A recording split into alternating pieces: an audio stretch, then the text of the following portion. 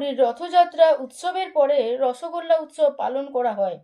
আর লক্ষ্মী দেবী একবার রাগের চোটে স্বয়ং জগন্নাথ দেবকে মন্দিরে দরজায় আটকে দিয়েছিলেন। ঘটনাটি ঘটেছিল স্নান পূর্ণিমার দিনে। প্রিয় লক্ষ্মী, আমি বলভদ্র ও সুভদ্রার সঙ্গে গণ্ডিচা মন্দিরে যেতে চাই। সেখানে ভক্তদের সঙ্গে দেখা করব এবং গণ্ডিচা মায়ের সঙ্গে কিছু একান্ত সময় কাটিয়ে 2 দিনের মধ্যে ফিরে আসব। মা লক্ষ্মী দেবী বললেন, কিন্তু আপনি সবেমাত্র সুস্থ হয়েছেন, আপনার এখন বিশ্রামের প্রয়োজন।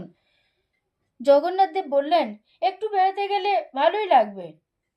ঠিক আছে, কিন্তু আপনি কথা দিন ঠিক 2 দিনের মধ্যেই ফিরে আসবেন। আমি আপনাকে ছাড়া থাকতে পারবো না। জগন্নাথ দেব বললেন, আমি কথা দিচ্ছি 2 দিনের মধ্যেই ফিরে আসব। অবশেষে রথযাত্রার পবিত্র দিনটি আসে।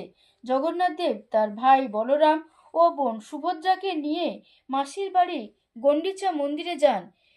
এখানে ভক্তদের স্নেহ, পিঠা, নাড়ু, ভোগ সব উপভোগ করেন। এদিকে মাতা লক্ষ্মী দেবী অপেক্ষা করতে থাকেন। দিন কেটে যায়, কিন্তু জগন্নাথ দেব মা লক্ষ্মী দেবী প্রচণ্ড রেগে যান।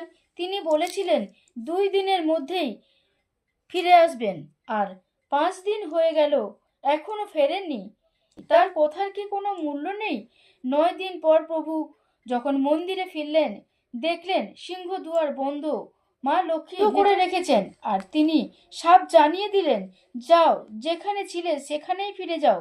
আমাকে যখন একা রেখে গেছো, তখন আর মন্দিরে ফেরার দরকার নেই।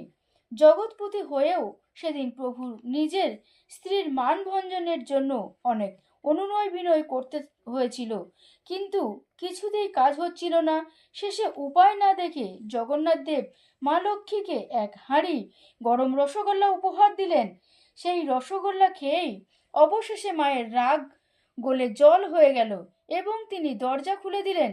সেই থেকেই রথযাত্রার শেষে পুরীতে নীলাদ্রি ব্রিজের দিন রসগোল্লা উৎসব পালন করা হয়, যা ভগবানের এই মিষ্টি মানভঞ্জনের স্মৃতি।